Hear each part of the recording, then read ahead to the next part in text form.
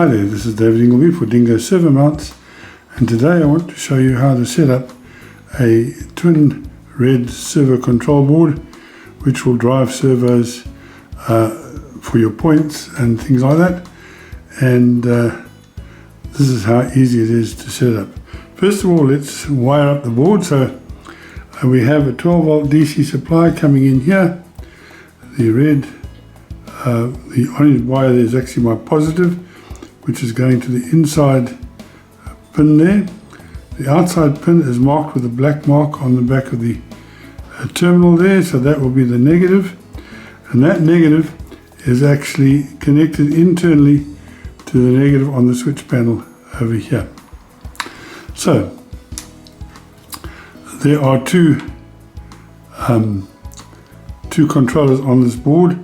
The one is green, which is servo 1, and that's connected to this servo over here, which is onto the green plug. You can see the green plug there.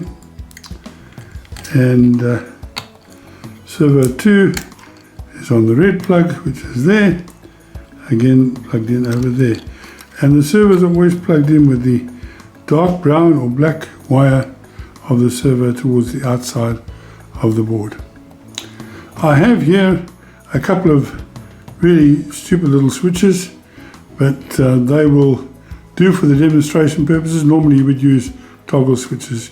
You cannot use push buttons with this unit as it stands. It has to have toggle switches or slide switches that will give a permanent connection. So they are connected in there.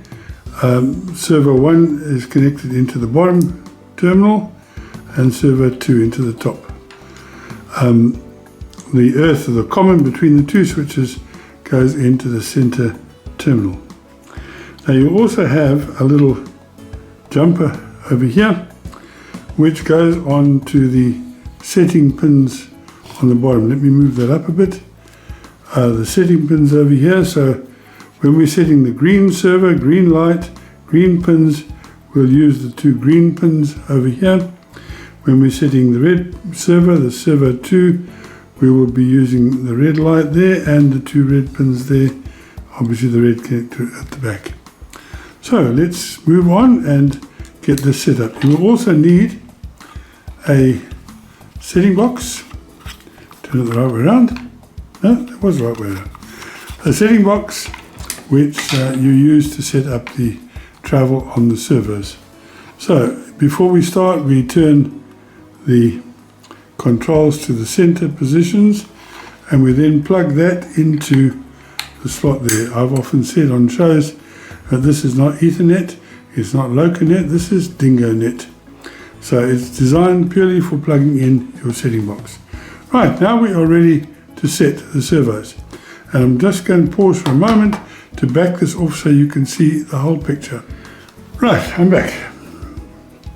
Now, let's start by setting servo 1, which is on the green terminal. So we put the jumper, if I can get it on there, on the two green pins, and that will now set servo number 1.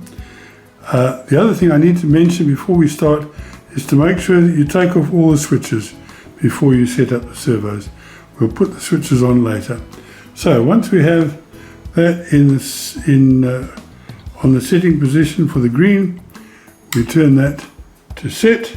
You will notice the green light here flashes twice, and now I can set, using VR1, I can set the servo to where I want it. So let's say, for argument's sake, we want it about there. Once we get to that position, I'll turn that back to run, and that is now set. Now what I need to do is I need to change the switch which is going to be operating it. So I'm going to turn the switch on servo 1 to the other side. I will then repeat the process, so I'll put the thing into setting mode, again 2 flashes, and then I can set using VR2 where I want it to be. When it's in the right position, I turn that back to run. And now I can take this off, and if I move that switch, I will have my 2 points set from left to right. Please ignore these noisy servos. They are Tower Pro ST90s and they really aren't very nice servos, but good enough for a demonstration. Right, we can do exactly the same thing now by putting that onto the red unit and going through the same process again. Do it one way, then the other way, and then it'll all be set up. Once it's all finished, put your setting jumper into the middle 2 pins so that it's out of contention, and you can then unplug the setting box and it's all ready to go. Now all we need to do is to position the switch or switches. We can just first of all check that everything is working properly. That's servo 2 and this is servo 1.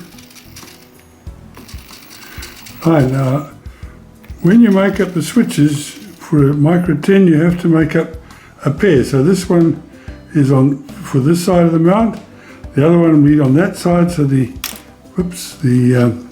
nut plate will be on the opposite side of the switch so it can go on to that side.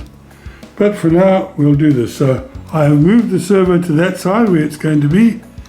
I then put my switch into the slots there, move it up until it's just operating the switch, and then run up the screws to lock it in position. Now if I operate that servo, it opens the switch that way and it will close the switch when it gets that way. And you do the same for the switch on the other side of your servo mount, and that's all set up and good to go. So that's how simple it is to set up a twin red board. The twin yellow board for signal sets in pretty much the same way. It's just there's a slight difference because of the bounce action, etc. But essentially that's the way our twin boards sit. For a single board you would just have a single switch going into 2 pins there. It sits exactly the same way as a twin board. So this is David Ingleby for Dingo Servo Mounts, and thank you so much for watching.